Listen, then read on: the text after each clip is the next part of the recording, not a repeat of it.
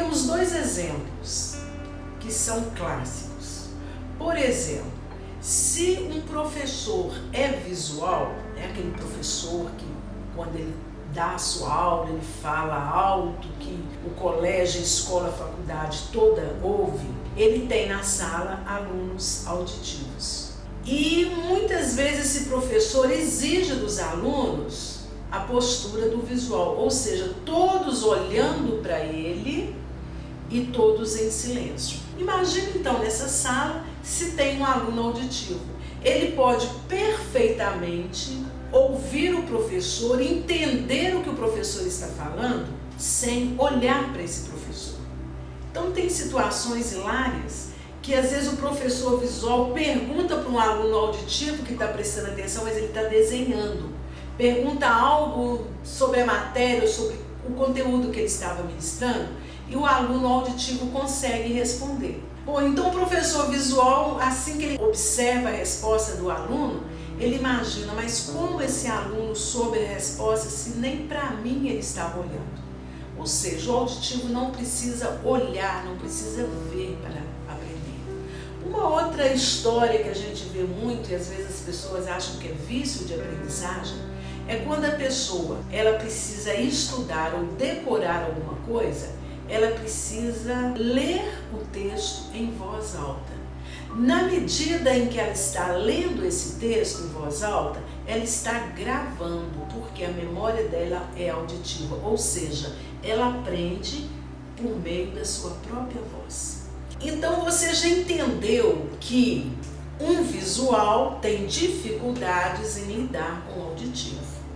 É comum o visual que convive ou que trabalha com o auditivo, ele achar que o auditivo é lento, não é competente. E por sua vez, o auditivo acha que o visual é desequilibrado, fala tanto que chega a ficar tonto.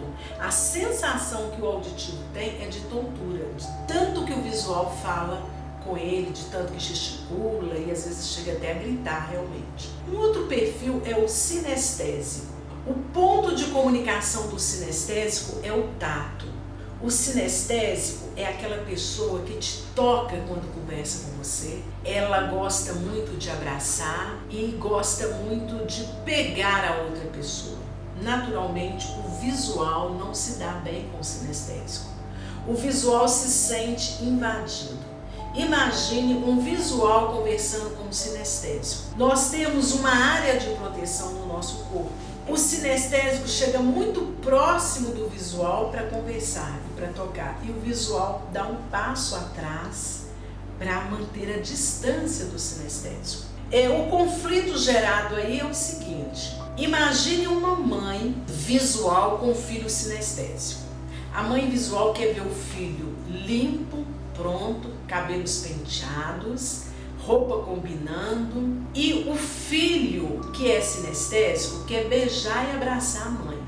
Ao se aproximar da mãe para tocá-la, a mãe acha que ele é pegajoso.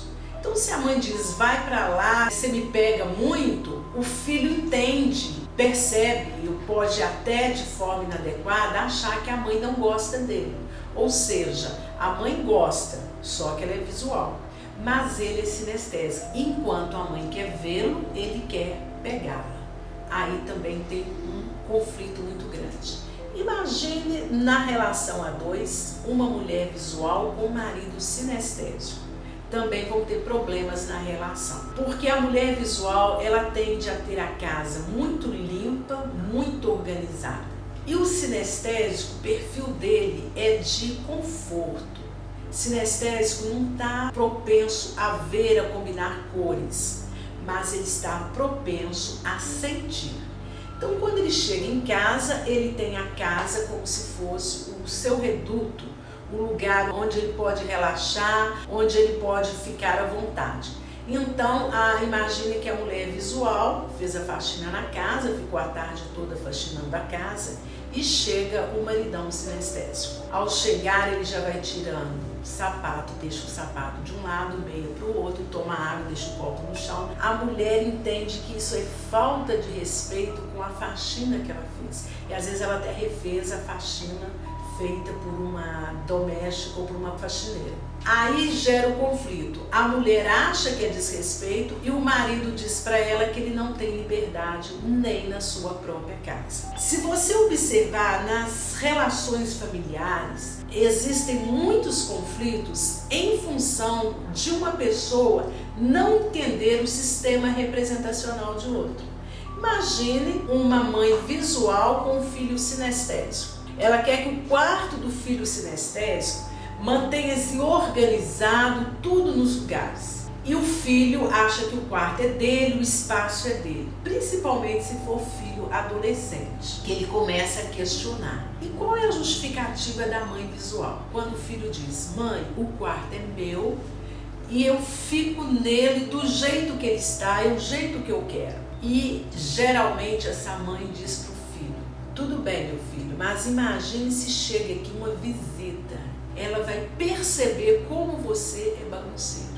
A solução para trabalhar esse episódio, vamos dizer assim, do visual com sinestésico, nesse caso de quarto mal arrumado, a cama desfeita, a solução mais simples seria a mãe entender esse processo e fechar a porta do filho. Se o problema é quando a visita chegar e observar essa bagunça. Só que o que acontece geralmente é que as pessoas não têm visão de que existem essa diversidade. E você já deve estar se pensando: mas eu sou o quê? Eu sou visual, auditivo ou sinestésico? Você pode ter e executar os 3 sistemas representacionais.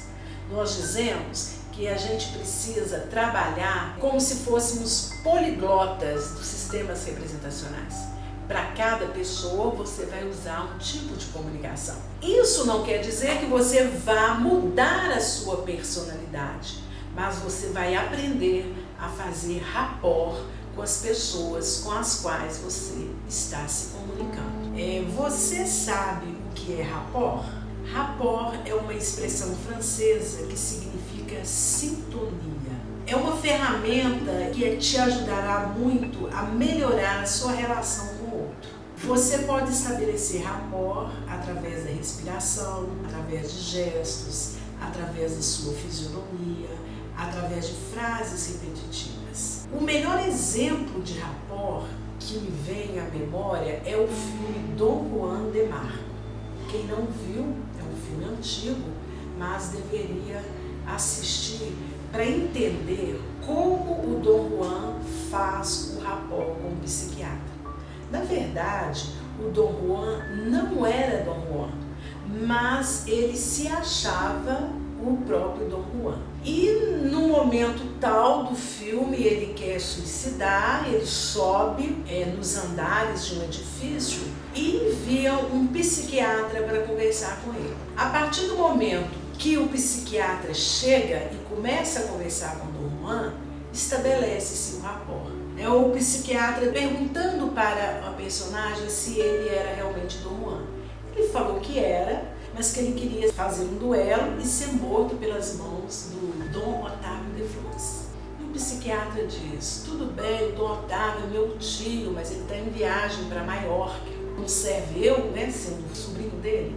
E aí o Dom Juan já fica meio que indeciso e começa a conversar com esse psiquiatra.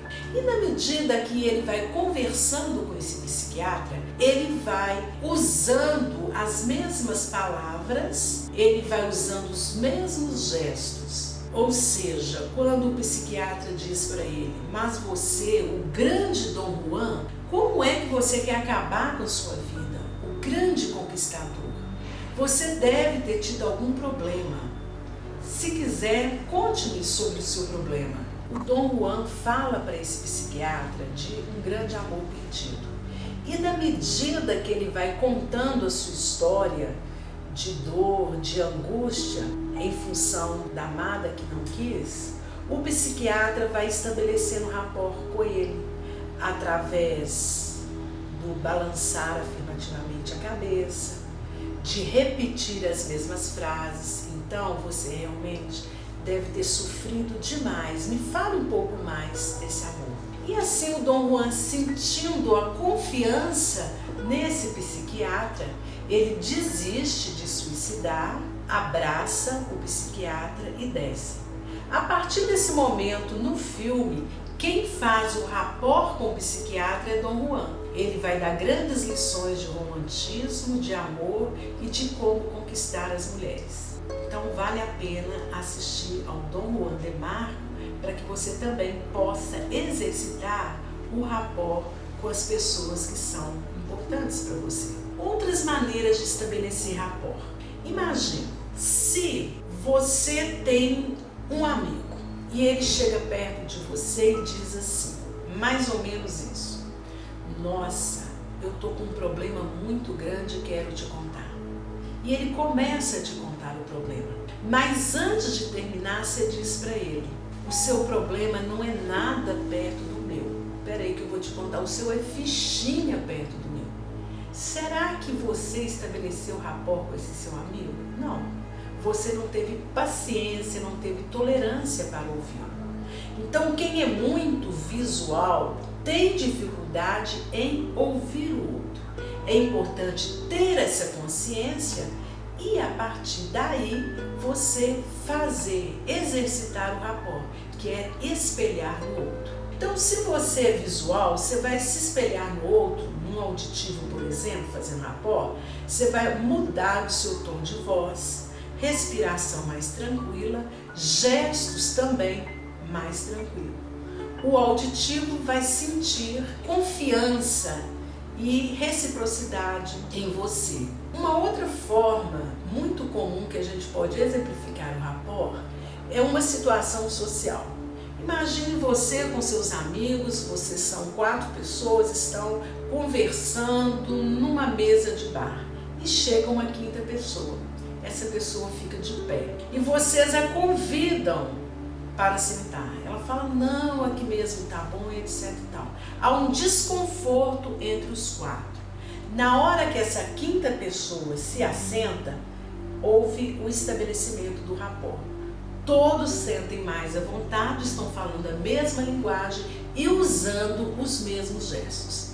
Então, você pode estabelecer rapport através da fala, né? Aquele primeiro exemplo em que falei, né? Quando a pessoa te diz, eu estou com um problema, você estabelece rapport para ela, quando você olha para ela e diz o seguinte, realmente você está abatido, sua fisionomia está cansada, você quer me falar sobre esse problema?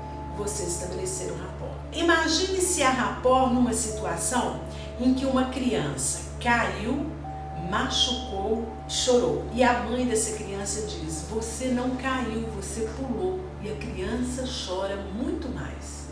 Ela estabeleceria rapport se a criança, ao cair, chorar, ela chegasse até a criança, muitas vezes ela faz isso de forma intuitiva, fala para a criança, eu sei que você caiu, eu sei que machucou e está doendo, mas vai passar. E com esse gesto, ela conclui o rapport. A criança vai sentir firmeza porque ela percebe que o adulto, a mãe no caso, entendeu a sua dor. E mesmo doendo, a mãe afirma que essa dor passará. Então nós podemos estabelecer rapport nas nossas relações profissionais e pessoais. É você olhar para o outro, perceber como ele funciona e entrar em sintonia com essa pessoa. Você também pode estabelecer o rapport conduzindo a pessoa. Como eu disse, o rapport é um espelhamento. Como você vai lidar com uma pessoa que está nervosa e quer brigar com você? Então veja bem, o Daniel Goleman, no livro Inteligência Emocional, ele diz que quando nós ficamos nervosos, a nossa circulação se concentra na parte superior do nosso corpo. Por isso que quando uma pessoa está nervosa, ela tende a atirar objetos e às vezes ela quer realmente matar a pessoa com suas próprias mãos. Segundo Goleman, esse episódio dá-se o nome de rapto das amígdalas cerebrais. A pessoa ela não consegue raciocinar. Muitas vezes nós presenciamos depoimento de pessoas que praticaram determinados crimes e elas falam que elas não tiveram consciência naquele momento de raiva. E isso é comprovado cientificamente. Então, como eu lidar com uma pessoa utilizando o rapport, sendo que essa pessoa vem até a mim muito nervosa, pálida, às vezes os olhos esbugalhados, e ela já quer me atacar, né, como se fosse uma fera. Eu vou estabelecer rapport com essa pessoa da seguinte forma. Sabendo que essa pessoa está com a respiração ofegante, sabendo que ela está pálida, eu vou fazer com que a respiração dela se torne mais tranquila. Então eu vou respirando de forma tranquila e vou deixar essa pessoa falar. Primeiro eu convido essa pessoa para se sentar. Ela não vai querer se sentar porque quando a pessoa está nervosa ela tende a caminhar, gesticular muito e sempre elevando os braços ou enrijecendo os punhos. Pois bem, então eu vou manter a minha respiração tranquila, vou esperar essa pessoa me contar a história dela, falar dos seus queixumes e geralmente quando a pessoa está nervosa, ela fala a mesma história, ela conta a mesma coisa pelo menos 3 vezes e sempre dizendo que ela está com razão. Então você vai estabelecer rapport com ela utilizando gestos. Enquanto ela fala, afirmativamente você vai concordando com ela. Não se altere. Assim que essa pessoa terminou de falar o que ela precisava, você vai dizer para ela: ok, concordo com tudo que você falou, mas você poderia me dar uma solução para esse problema? Ou concordo com tudo que você falou, mas o meu ponto de vista é este. Sendo assim, na medida que você já está conversando com a pessoa de forma mais calma, com a respiração mais tranquila, a tendência é que essa pessoa saia ali de perto de você, mas ela te pede desculpas pela forma como ela chegou.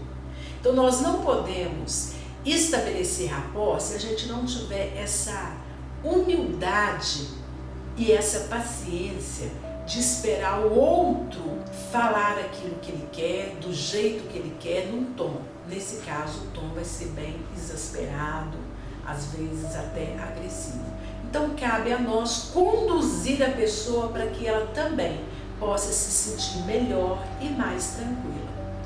E a partir desses estabelecimentos de rapport, nós vamos evitar muitos conflitos no nosso trabalho, na nossa vida familiar e na nossa vida pessoal.